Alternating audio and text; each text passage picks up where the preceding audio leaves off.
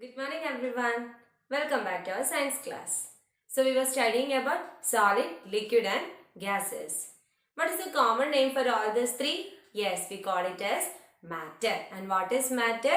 Matter is anything that occupies space and has some mass.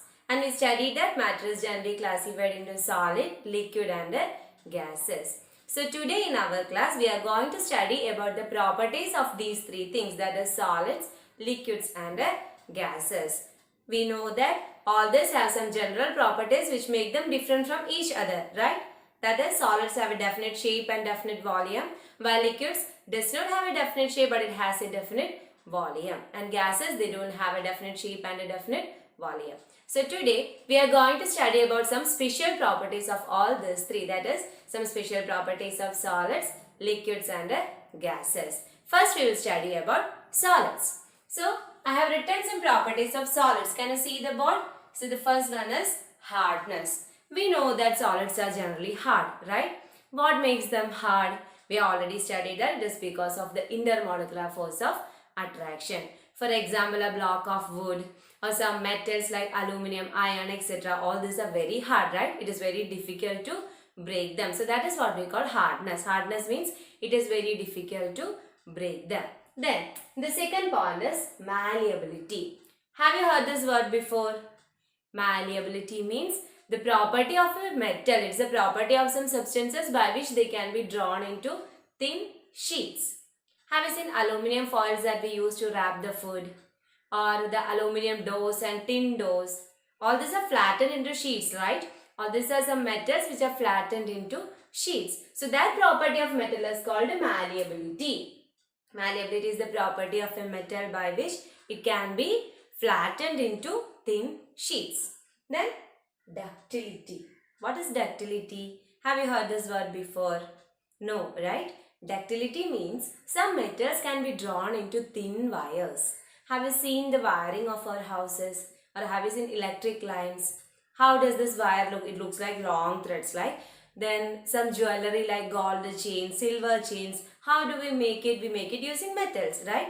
That is, in this cases, the metals are converted into thin wires, that is thin chains. And it is this property of metal, that is ductility, that makes us to or help us to make these jewelries or electric wires and aluminum wires and all. So that property of metals by which it can be drawn into thin wires, it is called ductility.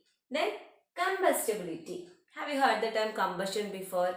Combustion means burning. So some solids like wood, then what is another substance which can burn as cloth, paper, etc. They can be burned, right? They can produce fire. So such substances which can produce fire or which can be burned are called combustible substances, and that property is called combustibility. Combustibility means they can be burned or it can produce fire. Examples of solids that can produce fire are wood, cloth, paper, etc. Then there are some substances, some solids which cannot be burned, like iron, aluminum. Such metals cannot be burned, right? They are called non-combustible substances. That is, the things that can be burned are called combustible substances, and that cannot be burned are called non-combustible substances. So that is another property of solids, that is combustibility. Then edibility. That word we have heard before, right? What are edible substances? Substances which we can eat. They are called edible substances. And edibility means it is a property by which we can eat that thing. That is, that thing can be consumed, that can be eaten up. That property is called edibility. All fruits and vegetables are edible solids, right? Fruits, vegetables, grains, all these are examples of edible solids. So, these are the general properties of solids. Their hardness, malleability, ductility, combustibility and edibility. Now we will move to liquids. Some general properties of liquids. First one, edibility. Again, edible, that means eatable. Liquids like juice, then water, all these are edible liquids, right? Then sweetness. Which are the sweets, liquids that are sweet? Yes, again fruit juice, and like apple juice, tomato juice, or what to say, this grape juice, all these are sweet liquids, right? Then stickiness. Stickiness, you know that we have a sticky feeling when we touch them. Example for a sticky liquid is gum. Gum is a sticky liquid. Then combustibility. Again, there are some liquids which can burn. Some liquids that we use as fuels like kerosene, then petrol, diesel. All these are combustible liquids. They can produce fire. Can you name a non-combustible liquid? Yes, water is a non-combustible liquid. Then gases. What is the peculiarity of gases? They do not have a definite shape and a definite volume, right? They don't have a definite shape and a definite volume. So they are free to move. And the most common gas or most gas which is known to us is air, right? Air is a mixture. Why do we say that air is a mixture? Because it is a mixture of several gases. Do you think that the air around us contain only oxygen or only carbon dioxide? No, it is a mixture of several gases like carbon dioxide, nitrogen, hydrogen, oxygen. So we can say that air is a mixture of several gases. Then it is present all around us. That we know, right? Air is present all around us. Then combustibility. Then have you seen how the cooking gas burns or how does it produce flame? What is the gas which is used in our cooking gas? It is LPG, that is liquefied petroleum gas. Similarly, CNG, that is used in some vehicles. Have you seen green autos? Some autos are colored green and yellow.